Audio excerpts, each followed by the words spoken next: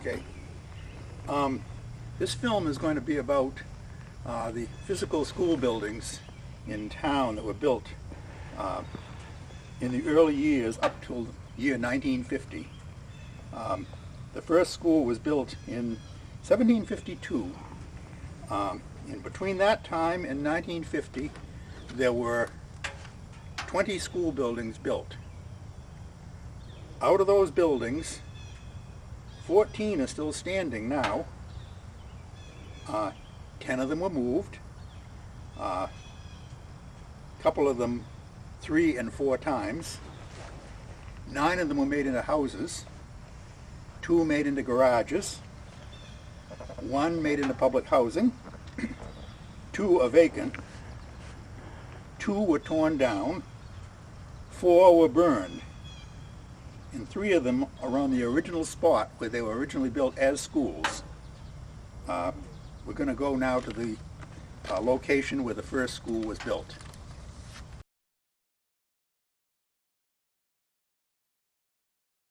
It began in 1754 when this area was the West Parish of Pembroke.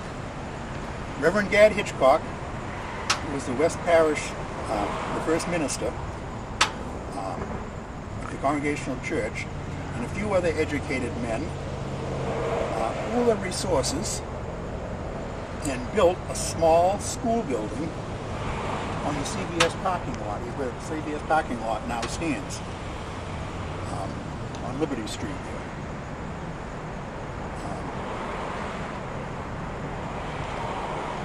They paid all the costs, and perhaps they even instructed the students themselves. Surprisingly, the building survived until the 1990s.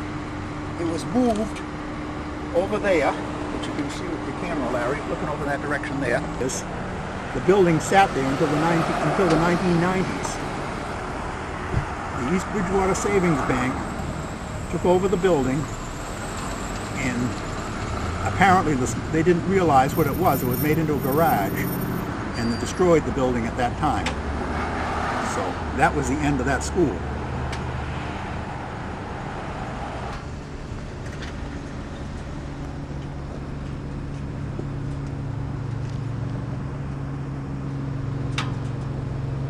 House built around 1724, the home of the first pastor, who also was building the school. The little school building was located about where the handicap ramp is, used as a garage, later destroyed in the 1990s. Okay. In 1761, the second school was built where the new police station now stands, right over here on Main Street. This was also privately run and financed. These schools were poorly attended because many folks at the time had no education, and they were fearful that book learning would cause the children to become curious and they wouldn't be happy to stay and work on the farm. The fate of this building is unknown. It was probably torn down because it was just a little building. Really, not much consequence to it. It was right over where that do not enter sign is.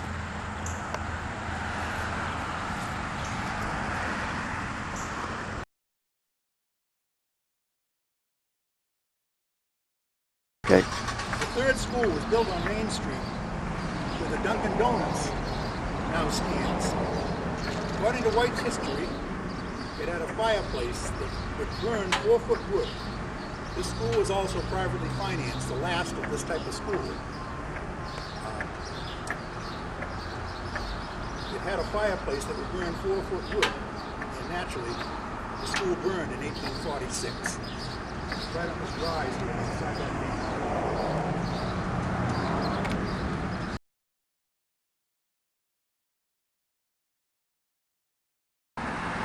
Here on East Washington Street. The school building was built on this spot in 1815.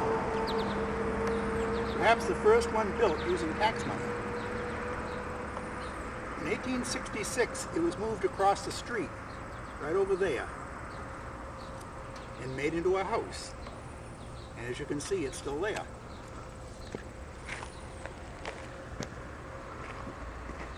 Why don't you just walk down here, Larry? It's just there. That is the original school.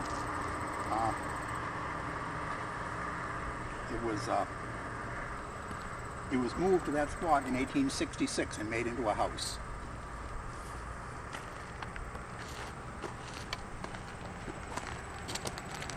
In 1867, a new school was built on the spot. It was closed in 1922 and made into a house. In 1923, this brick four-room school was built on the spot.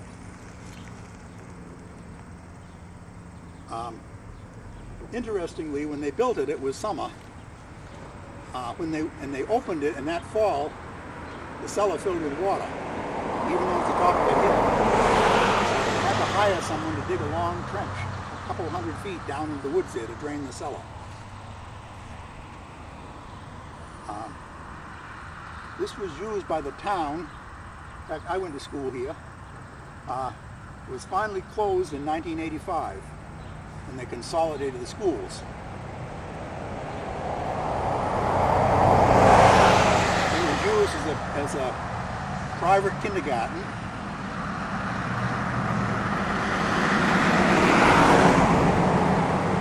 Then it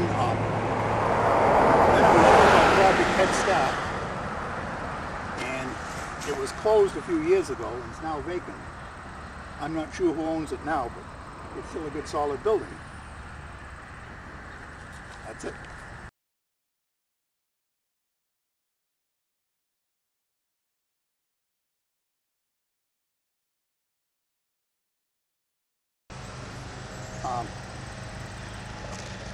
In 1819, on this spot, near 60 West Washington Street, a one-room school was built.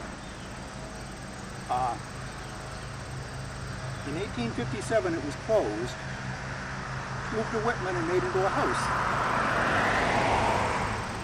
Later on, the Thomas Hall, which you can see in the old pictorial histories, was built here, Library Association, and for a while in the 1940s, it was used as a school. The Thomas Hall burned in 1988. There's been plans to put a boulder at the site, a commemorative boulder at the site, but they've never materialized.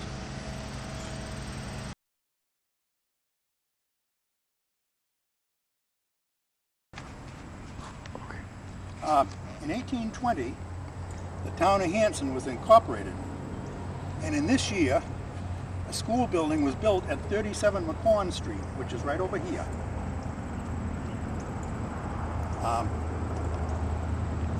It was closed in 1922 and made into a house.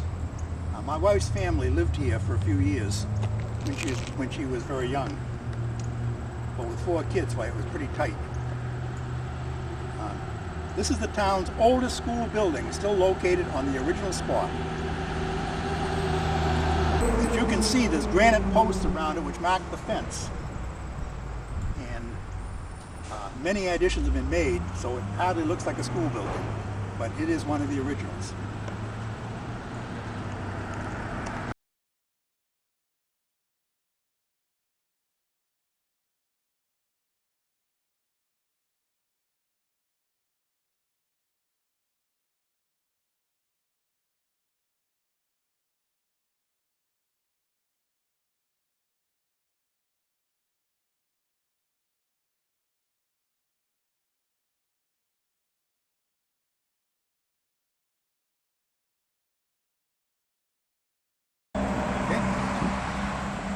In 1820, a school building was built at the corner of South and Pleasant Streets. It was moved in 1860 to this spot in here, across from the police station on Main Street. In 1907, it was moved up the street to a store, Clark's store, near the railroad tracks, and used as a storehouse. And in 1970, it was moved to Home Street, 231 Home Street, and is now used as a garage. The second school on this spot was built in 1881, right on this spot. It was closed in 1907, and it was moved to 178 Reed Street across from the Hanson AA. The building burned sometime in the late 1930s. This is the third school on the spot. It's a two-room building, built in 1907. My mother went to school here, in fact. It was the start of consolidating the schools into larger buildings. It sold to the Hanson Grange in 1941, and then it was used again as a school in the 1940s to handle the overflow of students. In fact, one of my brothers went here. The Grange closed in 2006. They sold the building to someone, I'm not sure who, and it looks like the building's pretty well deteriorating, and I really don't know what's going to happen to it, but the future doesn't look bright for it as a building.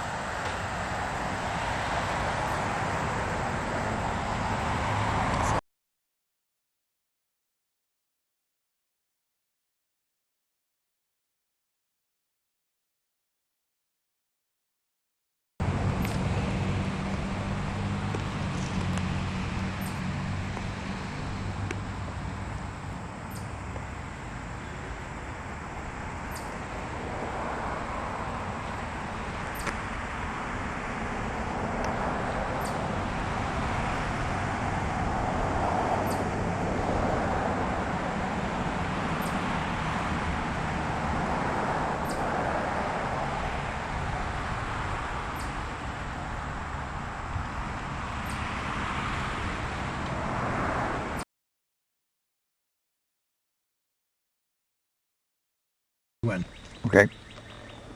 Okay. Mm-hmm. This building, which now uses a garage, was the school originally built at the corner of South and Pleasant Street and moved to the Grange Hall lot, then moved to the store on Main Street, and then it was moved here in the 1970s and made into a garage. It's really one of the older surviving school buildings. And you can see the windows along the side. It really does kind of resemble a school building. But been moved 4 times. That's it.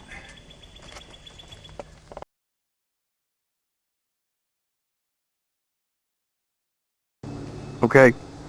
The school was built on this discontinued section of Home Street in 1840. It was closed in 1867. Moved to 601 Pleasant Street, made into a house. At that location it burned in 1923.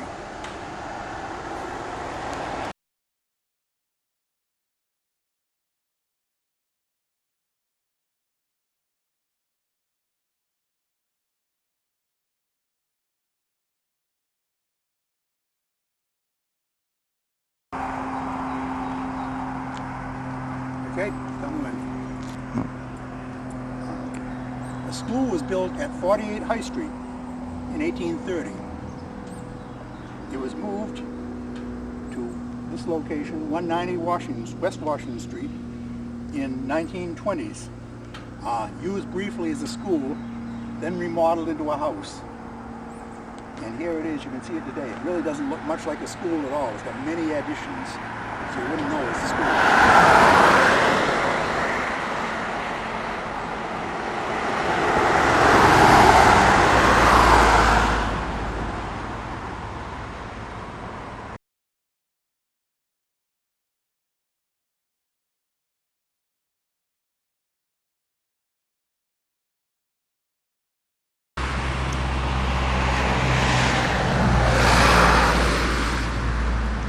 Was built on this spot.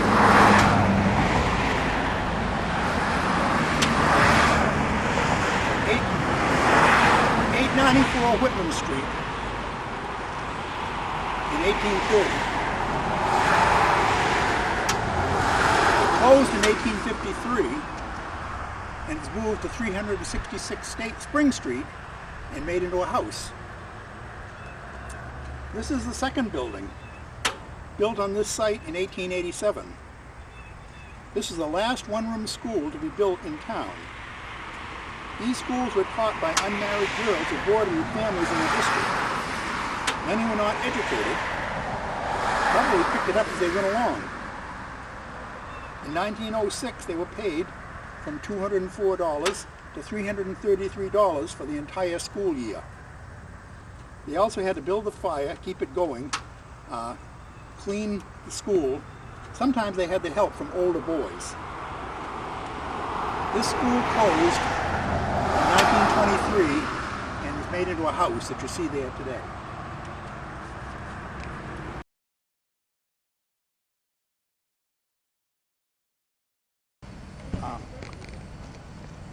This school was built in 1871 at this location, 1077 East Washington Street.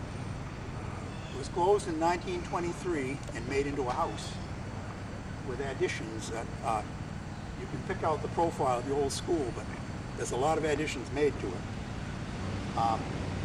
In the front yard, you can't see it too well now, but there was a sizable depression where the well used to be in the front yard.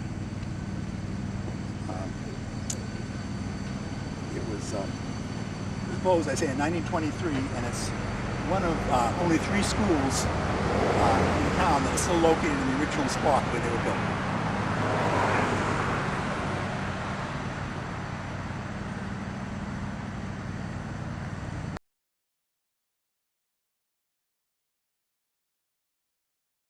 We gotta wait for this guy.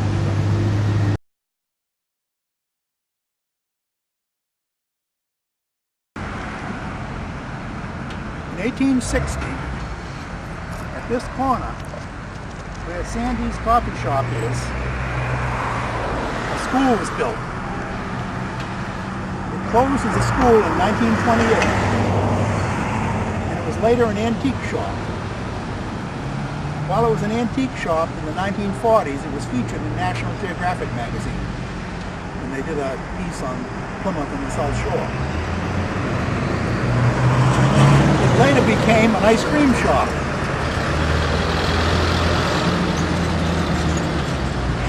It closed and burned in 1980.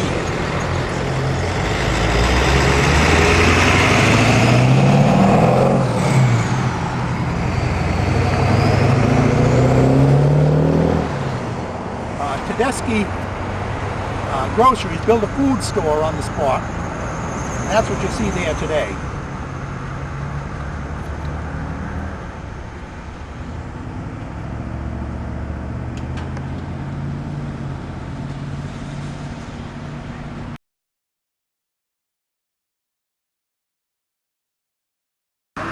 Okay. In 1845, this school building was built behind 135 Elm Street. In 1882, it was moved to the corner of Main and Elm Street, near where the Solly Sand and Gravel now is. In the 1930s, it was moved to the L.C. Thomas School over here. East side, school has additional schooling. In 1961, it was leased to the Historical Society and moved to its present location, right here, and used as headquarters.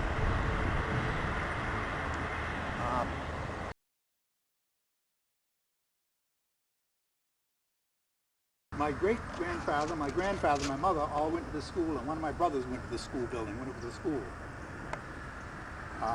It's now used for the Historical Society for our meeting place and our artifacts. I'll show you inside if you want. 2004. So it's recognized nationally as a historic site. Okay, this school this, the typical layout, the standard layout for this sort of school, there was two doorways, one for the boys and one for the girls. And they had coat rooms in here. And of course this part was added on, I think, around 1850, you know, to give them a little more room as a coat room and as an entryway, so you can get some cold air in the room. When I step inside, I'll show you the classroom. The teacher's desk at the front. Originally, I believe there were benches, and then at a later date, why the desks were bolted to the floor. You can still see the marks where they were bolted to the floor. When it was moved over here, the desks were removed, and these benches from the old upstairs of the town hall were used as seating. As you can see, we're very cramped in here. Very little room to show off the collection of things that have been given to the society over the years. There's a door in the back there which was used as a, you know, for a safety measure in case there was a fire. The stove placed in the front here, and the stovepipe running down the length of the room to give additional heat.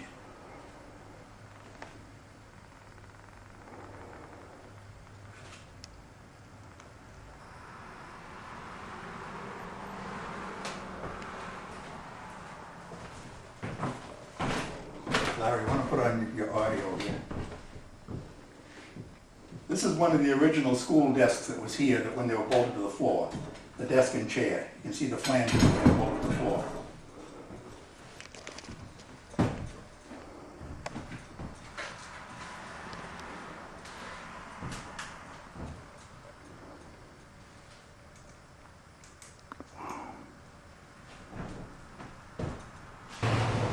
In 1928, the four-room brick L.Z. Thomas School was built. This lot was formerly owned by Albert Burridge. It was given to the town so they could build a school on it.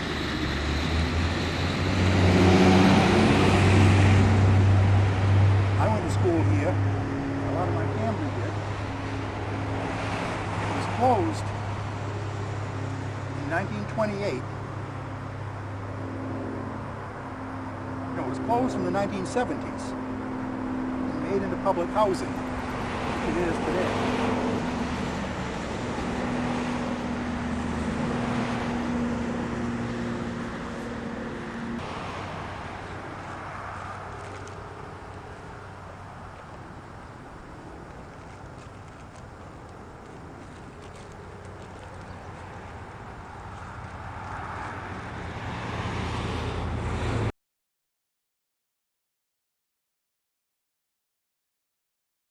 In the 1940s,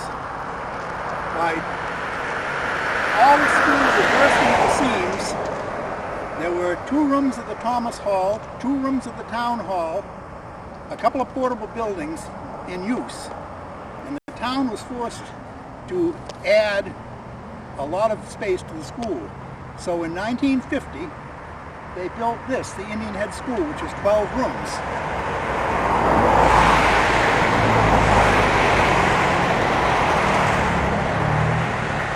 It's still in use today. It's been renovated a couple of times. They continue to use the 2 small brick schools, and it went along pretty well until 1970, when they began building more schools.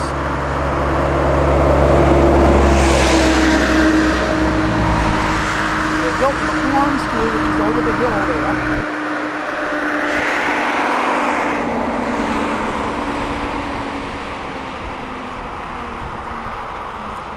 Hanson Middle School, which is on Liberty Street.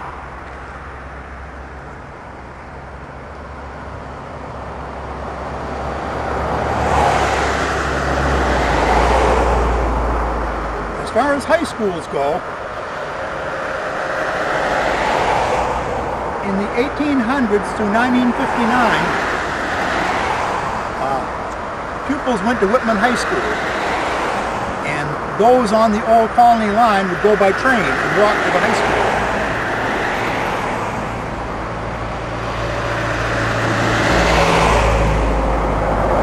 In the northeast corner of town, some of the kids would go to the Hanover High School.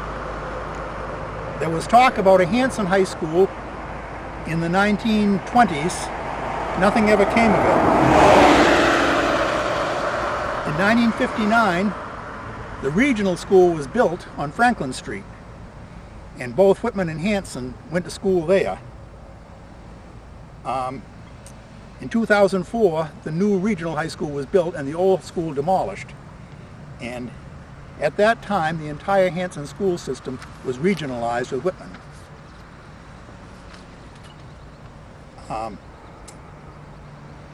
So to summarize, from 1754 till 1815, the three schools were privately funded. From 1815 to 1887, the town built a number of one-room schools. From 1907 to 1950, the town built one two-room school, two four-room schools, and one 12-room school.